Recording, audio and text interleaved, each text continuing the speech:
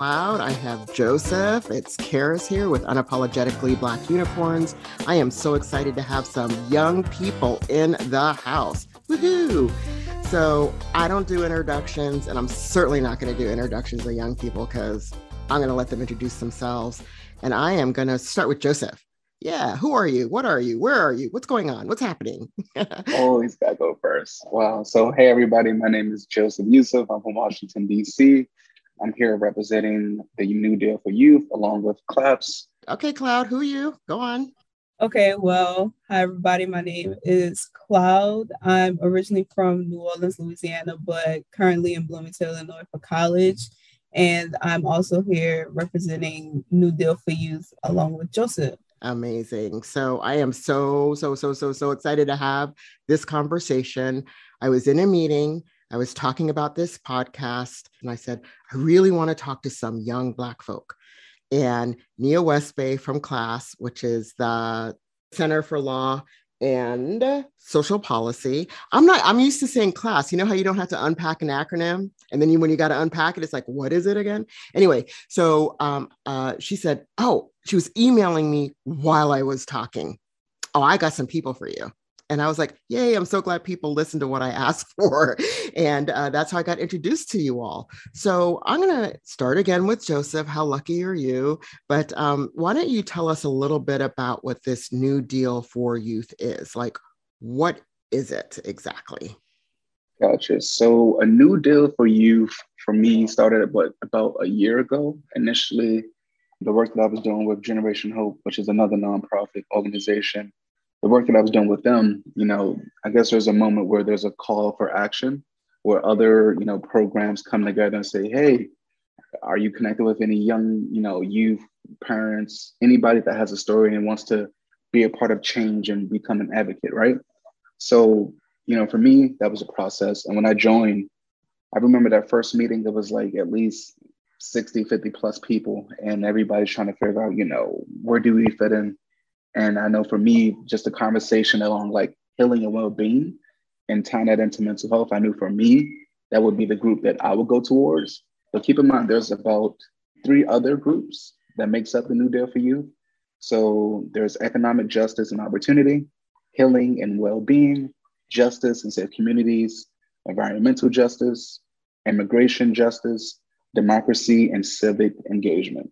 Those are the 6 policies in which we try to focus on. So for us, each group had to do this, but for my group, we all came together as a collective and said, hey, what are the things that we need right now? What are the things that are going like unheard and unnoticed? And for us, we were all able to come together and basically develop a list of demands.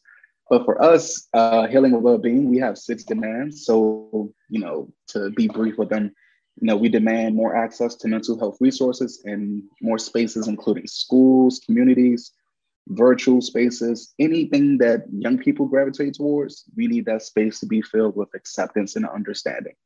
We demand more folks' life experiences determine both, how real world needs can be identified and also have solutions provided. We demand an end to systems and industries and industrial complexes that undermine healing and perpetuate stigma. So it's like, basically, we just want to change the norm of society. And when I say society, if we're being honest, like when I mean by society, I mean America. I don't know. When I spell America, I spell it with 3 Ks and 2 As. So we try to basically eradicate the whole predatory mind of just racism and classism and all those things. So we try to just go about a different way of basically breaking down those old world mindsets and thoughts into something new in which we include everyone, and everyone feels like they're being heard and everyone can participate. Yeah, that's like snap, snap, clap, clap, thumbs up, the whole 9 yards of it. And it's so interesting to hear how it's coming from youth. Like, and it's not like, a sort of soft, well, we would like, do you mind, please? Excuse me, but you all are like, no, we demand, and this is what we need to have happen. And not tomorrow, but probably yesterday. Thank you very much. Not just for yourselves, but for people who are going to be coming up after you. So I also want to ask Cloud, like, how did you get involved? What kind of helped you first of all, gravitate to doing this kind of work? Yeah, so for me, like I started doing advocacy work in like my freshman year of high school when I was part of Amnesty International, which is like that nonprofit worldwide organization most of us know about.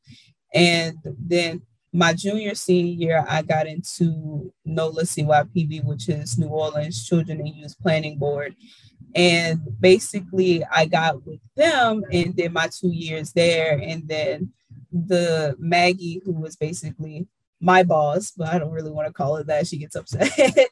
She said, like, hey, since you're 2 years over, how about you join in class, New Deal for Youth, and continue your work because I know you love this. And I was like, okay, bet, like let's do it. So I went through the interview process with that and became part of the public awareness for New Deal for Youth and basically social media, things like that, because I want to bring everybody's attention to what youth have to say, because nobody really pays attention to that. Nobody pays attention to youth, what they have to say and their demands. And for me, I'm like, yo, y'all need to pay attention because we do have something to say. We have problems that also need to be fixed as well, because we want to grow, because then once we do and we be in that real world, air quotes, we're going to have to clean up a lot of things. So you might as well help out now, because if it's too late, then all hell's going to break loose. So I just wanted to bring that attention to youth voices and speak up for youth as well.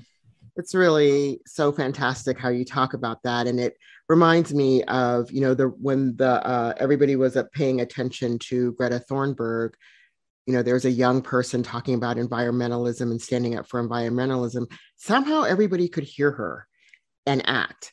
And I kept thinking to myself, well, there are all these Black and brown kids who've been out in the streets advocating for stuff, really wanting things to change for the better for their communities, which we know if things change in our communities, they change for America. And I'm going to spell it with a C right now, right? But it's going to change. I know what you were saying about the two A's, and you can explain that in a second, Joseph. But when I was thinking about it, that really made me wonder, why are youth of color, why are people not hearing you all's voice at the same kind of exponential rate that folks were hearing Greta Thunberg?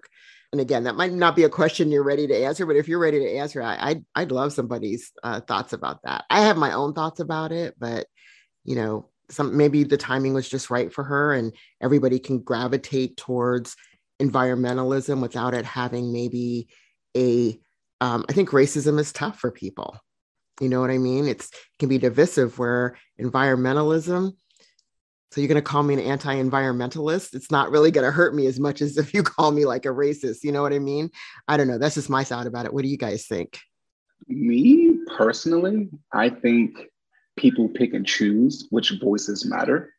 And I see that in the media today. Like, I'm not even about to go into the colorism of just things, because that plays a part into who gets the chance to speak on TV nowadays. But for me, it's just, people really do pick and choose. Like, you'll be surprised. I've seen people say the same thing for 10 years. And then I've also seen some people come in just for a month and say the same thing. Guess what? They get that chance to be highlighted and retweeted and reheard and all that. And it's just like, you basically dedicated a month. I dedicated 10 years. But due to the social, how many followers you have, who's following who, all these things, that plays important to, I think your voice matters. It's like every voice to me, and I know I'm gonna contradict myself later when I say this, but when it comes to like social changes from Black and brown people, every voice matters. Every voice. When it comes from us, it's just like, it's just different. It's just different. I appreciate what you're saying, and the other thing I want to remind everybody is that this is called Unapologetically Black Unicorns, which means you're supposed to be unapologetic, you're supposed to be authentic, and these are our experiences and our feelings. And regardless of how other people perceive their world, because that's their world, this is the world that you're living in. This is the world that you're experiencing. And you have every right to express how you experience it. Yeah, no, like I totally agree. Because people always like choose specific voices. Like going back to the social media thing, like if that person has like a lot of followers, they get all the attention. Like they could repeat what somebody else said, but you know, that person might not have all the follows, but this person has all of it. So they're like, oh, you're important. Everybody's going to see it. You're important. You know what I'm saying? But thing is that everybody's voice like matters. It doesn't matter like how many followers you have, how many views you have on a video, or you know, everybody's voice matters. So Joseph said what I was gonna say. That's why I was just saying here, like, yeah, I agree with that. Because he took the words right out of my mouth.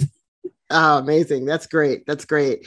Yeah. And it's so funny when you talk about colorism. I had never heard of such a thing actually when I was growing up. And now be mindful, I'm an Army brat, so I was brought up all over the world. And it wasn't until maybe I was back here in high school. Oh, maybe it was a little bit after high school. And somebody said to me, oh, you're really pretty for a dark girl. And I was like, what? And I had to go home and tell my mom. And I was like, what did they mean by dark girl? And it was a Black person telling me this. So I was like, I didn't understand what it meant. I said, what does that mean? I mean, aren't I the same color they are? I mean, aren't we all Black? Like, I don't get it. And then my mom had to explain it to me. And I was like, what do you like? Well, this doesn't even make any dang sense. It was a really, really interesting wake up call. And then it does something to you, you know, it literally does something to you. So when, you know, you're talking about things relating to healing and well-being, like that, those kind of statements, whether they're coming from our own, whether they're coming from other people, they affect how you think about yourself, how you understand yourself, your own self-esteem. So how did you, Joseph, get into the healing and well-being justice kind of component of the New Deal? For me, and not too many people know, and I feel like I'm good with a poker face at times, but I'm an emotional person. My experiences with mental health led me to join that group. So, you know, to open up just a little bit of my background, I was introduced to depression and anxiety in the fall of 2015. I felt like I was a man, you know, I was doing, you know, multiple projects with different organizations. I had the opportunity to be flown to a few locations. I was like, oh man, like I just love life. Like y'all mess with me, I mess with y'all. I appreciate that, right? I'll never forget, school was about to start. I was laying down on my bed, came across this article, Fox 5 article, scrolling. I saw a familiar name. I'm like, it's not who I think it is. Moments later, my mother yells down the stairs, Joe, you know, that got shot. And I was like, no, this isn't who I just read about. Long story short, one of the persons, or the name that was mentioned, was a childhood friend that I had grew up with. He got shot and killed. And keep in mind, it gets worse. I came back trying to, you know, deal with that grief and process. Somebody else I knew got shot and killed. About another week or two later, somebody else I knew got shot and killed. Take a little break for a week. Then it goes back into deeper family roots. Somebody that I was close with just randomly passed away. And keep in mind, I seen this individual the night before he died, and he was perfectly fine. Take another week or two, fast forward, somebody else I knew passed away. So within a span of 3 months, I lost 5 people. You want to talk about the process of grieving and crying? To this very day, it's hard for me to cry, and I be wanting to cry just to be an emotional person and let that stuff out. But it's so hard because 2015, like I just became afraid to live. I became afraid to do so many things. And keep in mind, I'm a parent. I became afraid to live. So you can only imagine what my fears and anxiety was transferred to my daughter. All these things go into consideration. So, you know, my battle with depression since then has just been a back and forth. And I always try to be the person who advocates, you know, what they really feel. Because as a Black man, I mean, that's another conversation, but as a Black man, in America, we bottle our feelings up and we try to act all tough and be all manly and, you know, let our things hang. And it's like, you're faking, bro. And for me, I've been there. I've done that. And I don't care to fake it. I care to be emotional. Bro, if I love you, I'm gonna say I love you. If I could dap you up, I'm gonna dap you up. Like I don't feel the need to keep living in those old norms of like a man is, you should be this, you should be making money, you should be tough and keep a poker face. No, as a man, you're a human, especially as a Black man, you're a human. I need you to validate your emotions and experience what you feel. Don't internalize that. Don't hurt yourself. I see people nowadays, 40 years plus, still dealing with things that they had to experience as a kid. And due to them being all that tough macho man, they have a hard time being emotional. And it makes me laugh because I'm just like, dude, that's a regret. Like you're 40 plus and you can't experience happiness. Like you can't express that. Like people may be laughing, but it's a very difficult thing to do nowadays. It's hard to be yourself and truly be emotional. So for me, I say this to say, this is why I'm a part of mental health and, the healing and well-being component of CLAPS, because we got to change the norm. Right. We can't allow us to keep, still be in that same bubble, in that same headspace. Yeah. Thank you also for speaking up and speaking out, especially for Black men, because I know for Black people in general, it's a tough thing to talk about our mental health publicly, especially if we're struggling. We all have mental health. When we're struggling with it, it's, oh, you crazy, or, that kind of stuff. So we don't share, we don't talk about it. And I know when I was first diagnosed, it was something that was kept in our family. It was, me, my mom, my dad. I don't even think my brother knew for quite some time because he was already off away at school. And, when I started looking for people to talk to who were going through what I was going through, I couldn't find people who look like me. So, I certainly do not want young people to have to wait as long as I had to wait. I won't tell you how long it took for me to finally meet some. And the person I met, she was already in her 70s. The person who I met who looked like me, who had been through things like I had been through. She was an amazing mentor. I will just say that straight up. I credit her for helping me think differently about my recovery and my healing path. And she became just an amazing mentor to me. She actually just passed away this past July. So shout out to Jackie McKinney. But nobody should have to wait that long. That's just like, and she was as old as my mother. So that's the other thing, is trying to find people around my same age range. But that was okay. At least I had somebody. And, that again is the purpose of this podcast too, is to make sure people can hear stories of recovery, hear real stories from real people about what they've gone through, especially people who look like them. Now, of course, a podcast is like, I can't see them. Okay, well, everybody here is Black, just so I'm just going to say on this particular episode, we're all Black. So just letting you know. Anyway, Cloud, what about you? Or, do you have any kind of experiences that you want to share here as well? Yeah, I surely can. So I'm 18. Currently burnt out high school, college student, very much burnt out. But I've suffered with adjustment issues, which ended up giving me depression, anxiety, and I do have a form of PTSD and paranoia. But basically, I've suffered with that since middle school, and I didn't know it until like my grandparents died, and I couldn't say bye to them, things like that. And that ended up putting me in a big hole where it was like suicide, trigger warning. So it was like suicide, things like that. And so in high school, I was like suffering real bad because, in most Black families, therapy isn't a thing, mental illness is for white people. Like it does not exist and is not really talked about. So I didn't have nobody to really talk to because everybody else around me, they thought I was like crazy or like need to go to like a mental hospital, things like that.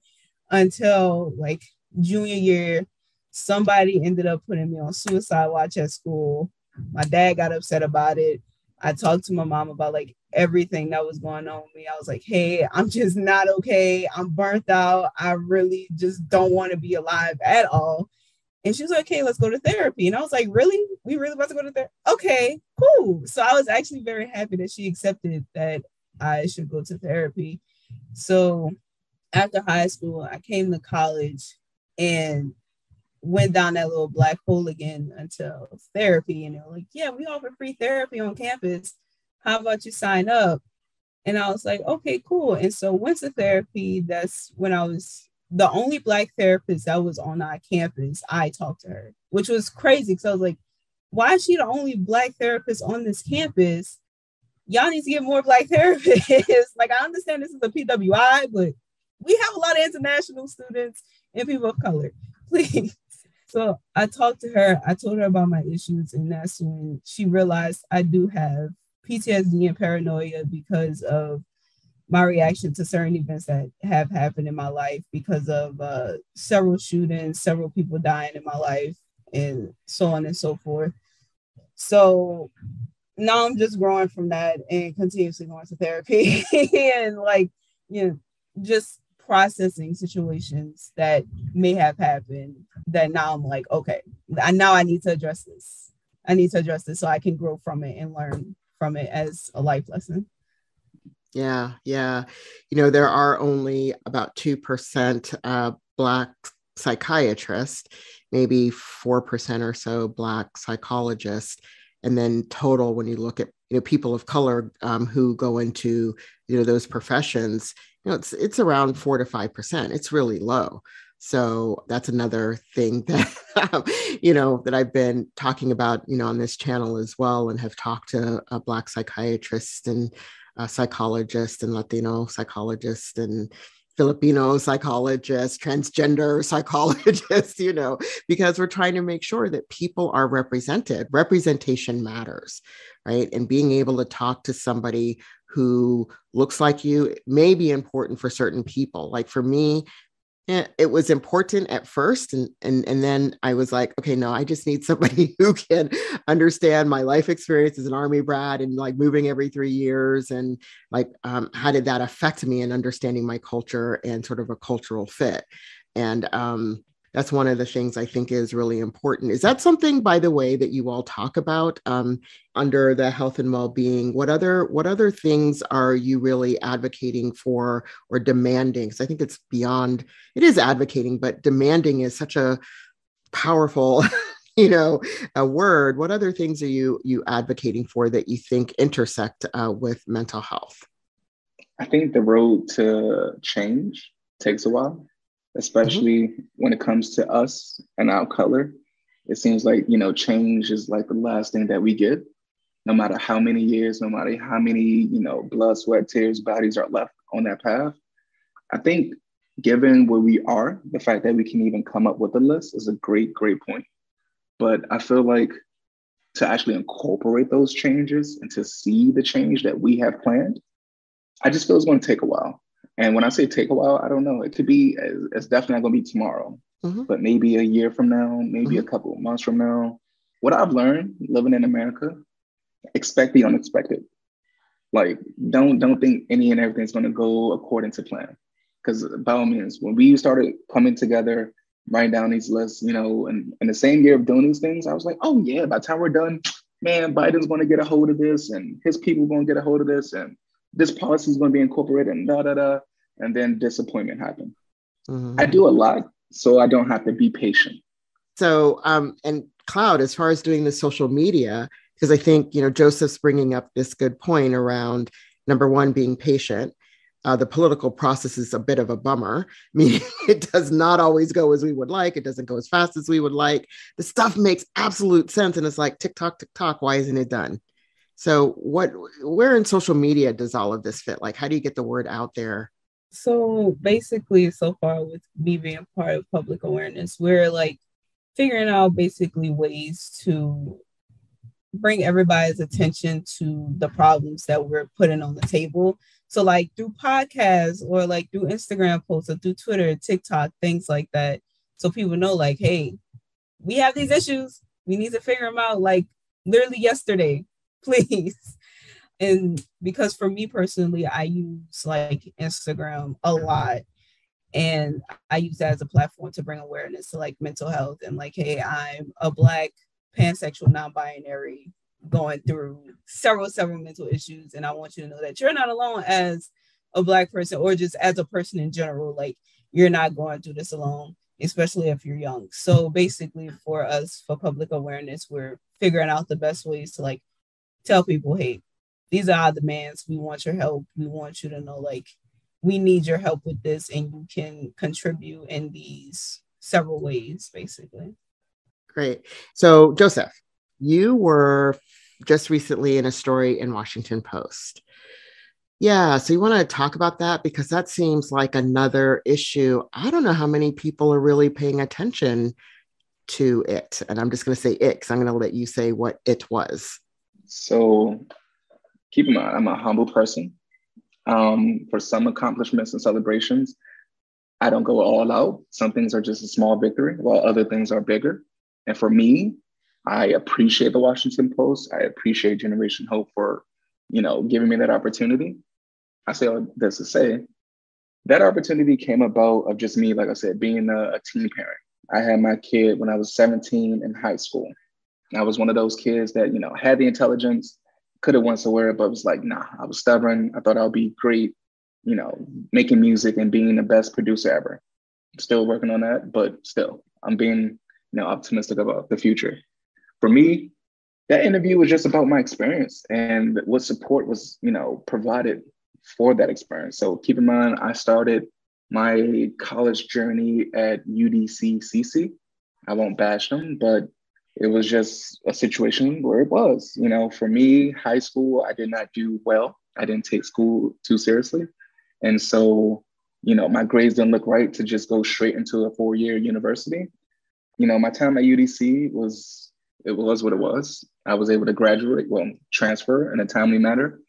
But when I got to Howard, things just changed drastically. Like, I don't know, I'm a male. So just seeing what I saw on that campus amazed me. Like, it was like, imagine an innocent person going into like a strip club. That's how my experience was. I did not know what to expect. I saw so many beautiful, wonderful things, but I was just like, how is this going to help me? And keep in mind, not just how it helped me, but how it helped my daughter as well.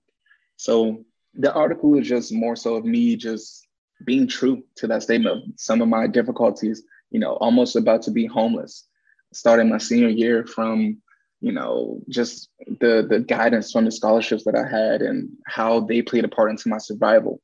Because, similar to Cloud, I had my mindsets with depression and suicide. So there's bits and pieces, but that's the interview. Yeah, I really wanted to bring that up because it's such an interesting narrative that continues and perpetuates about Black men being absent fathers, yet nobody really understanding sometimes and you're not an absent father, but I'm saying that people don't understand the things that single parents go through, married parents, coupled parents go through when they're trying to do the best for their children. And for Black men, it's working, it's going to school, it's, keeping a roof over everybody's head, et cetera, et cetera. If people aren't there and systems, now I'm talking about systemic barriers, right? If systems and policies aren't there to support that parent, especially in college, and you're trying to do the right thing, but then, the newspapers are going to say, oh, see, Black men don't parent. So being able to see a young Black man, college student, struggling and trying to do the right thing to be the parent to his child is an important story for people to hear. So they get the context and not just the soundbite of Black men are not good parents. And I must add, do not get it twisted, people. I did not do this shit by myself. I did not. Shouts out to the mother of my child. Shouts out to my family. Shouts out to my community and my people. We raised our daughter like that. I couldn't do this by myself. Do not get it twisted. I did some things that, are not the most things that you should live and be proud to say, but I did things that I had to do to provide for me and mine. But by all means, I cannot say anything else without highlighting the people who have helped me during this journey. Forever grateful, forever appreciative. It's about that village. It's all about the village, right? Cloud. So, and this is both for you, Cloud, and Joseph. When, you're talking about, living with depression and anxiety, the similar thing I heard about your stories is the trauma of being Black in America and how that affects our mental health and well-being. Did I get that right? Yeah. So being young and Black in America is the worst thing for mental health, because when you get older, you start to realize you have to grow up so fast. You really need to learn how to cook, clean, all these things. My parents taught me that at a young age because they told me, hey, yo, look, at some point we're not going to be here. And these white people don't like us. So you're going to have to get yourself together and learn how to be independent now. So at a young age, I grew up real fast. I didn't really have much of a childhood. I could remember and be like, oh, this is what I did, like everybody else. So it did take a toll on my mental health because I realized oh, I got to work harder than this white girl that's sitting next to me. I need to work harder than this dude I'm working with, I have to work harder than them and push myself like harder. That's why I'm so burnt out. But Yes. that's why like the mental health is very bad, because of like how much how much parents like dump on us like very young and make us realize at a very young age. So we end up just getting burnt out like so young, to the point where we're like, bro, do I really want to do this? Like, is this really necessary for me? But at the end of the day, yes, it is. Because if we don't work hard, we're not going to get nowhere, and we're going to end up being homeless and broke. So, Yeah. And Joseph, do you have a sense too that, being young, Black, male here in America, like that can contribute the trauma of what has happened? Like, how many people talk about 5, 6 people being killed and knowing those people? It does. Like, what? I mean, Thank you. being Black in America, you're destined to get some bullshit thrown your way, regardless if you want it or not. I wish we can pick our struggles, but when you're Black, it's a default. You're going to experience racism. You're going to experience classism. You're going to experience hate from your own people. And that's another topic that we are not talking about, but the hate be so real when it comes from your own people. But it's just, you're destined. You're destined to just be hit with the bullshit. And I'm not saying, keep in mind, pay attention to what I'm saying. I'm not saying you're destined to fail, but you're just destined to take the harder and challenging route. But keep in mind, for anything that you wish to achieve in life is going to require work. It just sucks that in order for us to be accepted as a decent human being, we still have to work twice as hard. To me, I hate to even say it like this, but it really is a marathon. Like, racism is not going to snap away like Thanos. It's not. It's just still going to be here tomorrow, my next generation, the generation after that generation, so forth. The only thing we can try to do now is just try to be the best persons or people we can possibly be, and to come together as a collective and as a unit. When people try to, separate and go their own route and do their thing, sometimes it's great. But oftentimes those who try to do their own thing and, become successful, they don't return back to their communities. They don't give back. They don't extend a hand and say, hey, my brother, my sister, I feel like I'm in church now, but hey, my brother or sister, like, come on up, bro. Like, at least to me, I don't get that experience anymore. I don't see that. So when I hear, being Black and being young in America, by default, man, you're going to deal with some shit. Sadly, hate to say it, but hey, you're going to deal with it. You're going to get through it. And at the end of the day, the problems and struggles that you're going through is going to make you better. I promise that. I promise that. Some people, may be better off with their reactions than others, but at the end of the day, what our people has taught me, going back from slavery, even before slavery, we will survive. We will overcome. That is part of our DNA. Yeah. I think you both are, living examples of what the possibilities are. So a lot of times people say, lived experiences, I am the evidence, ITE, I'm the evidence. So each of you are the evidence, but I think there's more than just you as individuals. There's the collectiveness. You're talking about, working on this in this work for the New Deal for Youth. Y'all didn't do it by yourself. You talked about your families and, people who supported you. So we know that it really does take a village. That, yes, we're going to go through some shit for dang sure. I'm not even going to lie to you as an older person about it. So if you have one last thing you would like to leave our listeners with, what would it be? Your word of wisdom. You're gonna do a little wisdom drop in here. I have two quick ones. The first one is, and this is what I always say to my roommate when going out somewhere, whatever, make sure you stay safe and have fun. All right. Because you only got one life. You only can live once. Stay safe and have fun with it. And then the second thing is that, when you feel as though the world is crumbling into like little tiny pieces, remember, you got something to live for. Like, you were put on this earth for a specific reason. The universe is giving you several challenges, or like whichever like higher power you praise to gives you several challenges, and you have to take those as a life lesson. Do not unpack your bags and stay there and cry.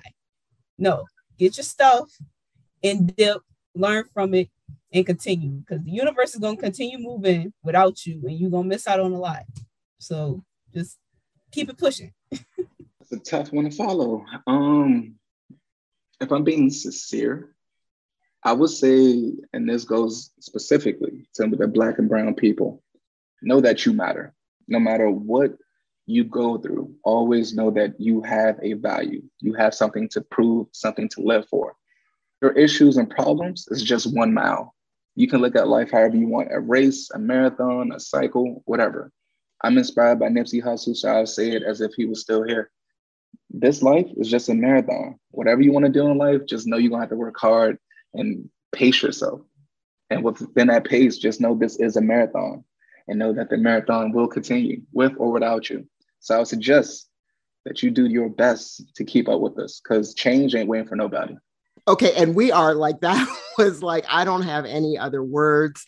That was beautiful, beautiful conversation, beautiful last words for our listeners. And with that, I want to thank both Cloud and Joseph for joining me today. You guys are rock stars. Come on, really? Really? Like, I wasn't this cool when I was young. What the heck? So for all our youth out there, I really hope that you're listening to these words. And I just want to thank you guys for joining me today. Thank you for the opportunity. And know that you're still young, no matter what those numbers say. I was gonna say, thank you for having us, but you still young. Don't trip yourself up now. Thank you. Thank you. I'm very young at heart. So really, thank you. Thank you. Thank you. Thank you for all the work that you're doing. And for our listeners, please make sure to share this episode. It's a very powerful episode. And to join us next week on Unapologetically Black Unicorns.